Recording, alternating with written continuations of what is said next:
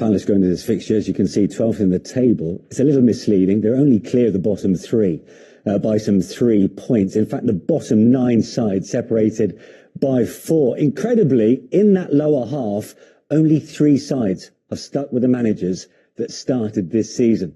And that, of course, is the likes of West Ham, Leicester and Nottingham Forest. Patrick Vieira has gone, your former Arsenal teammate. I'm so sad for that. What did you make of Palace's decision to dispense with him before a game against Arsenal, going into a 2-week break especially? I know it's brutal, especially I've been told, I heard how he received a phone call at 7 o'clock in the morning on Friday, so I think it's brutal, but this is how it is, this is modern football, and Patrick knows the rules. He knows that straight after the World Cup, things went very badly, for him and for his team, so he has to pay the price somewhere, so this is the way it is, and I can't understand that sometimes, but that's the reality, unfortunately. Yeah. The timing for you, Michael? I must admit, I like Patrick Vieira. I liked the way he came across. I liked his team. I never sensed they were ever going to get beaten heavily in a game. Every game they tend to play, it's a 1-0 or a 2-1, or they draw 1-1 or 0-0. They don't score enough goals. That's their problem for Crystal Palace. But they do appear to be a competitive team. Some teams I look at in the Premier League and think, play Man City today, you could get beaten 6-0. Play Liverpool today, you could get beaten 9-0. Teams like that, I never thought that about Crystal Palace. I always thought they were in the game. I always thought they were competitive, and I'm quite surprised at the change. If I was him, if I was Patrick, I would be a little bit frustrated because last season I think they did a really good season, and I thought that the club would have been more active, on the transfer market, especially up front.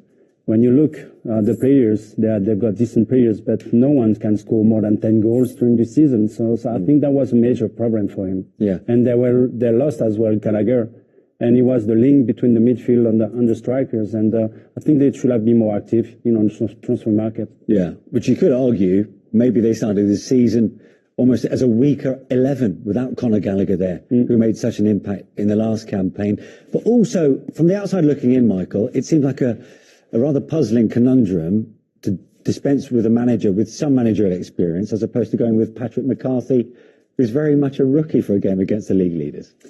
Well, only the manager and the people close to him will probably know what the plan is at the moment. Very surprising if you've made that decision and not got a backup plan. I mean, already people are talking about their ex-manager, Roy Hodgson, who I guess is 75 years of age now, something like that, which would be astonishing if they went back to him.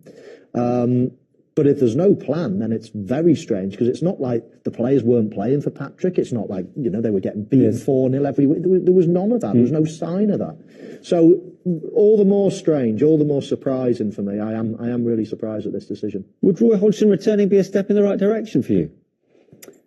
Well, I agree. It's not a long-term plan, is it? I know, but when you look at the future, coming until the end for Crystal Palace, they're going to have to play against every single team fighting against relegation. So in the meantime, I can understand the president, Parish, but I agree with you. I think they should have stick with Patrick, and because, for example, when I looked the last game they played against Brighton, they were the best team, for the first 20 minutes, and they were lacking. They should have scored the first goal, and they had so many opportunities. They didn't score one goal. So for me, the main problem again is they are not clinical up front.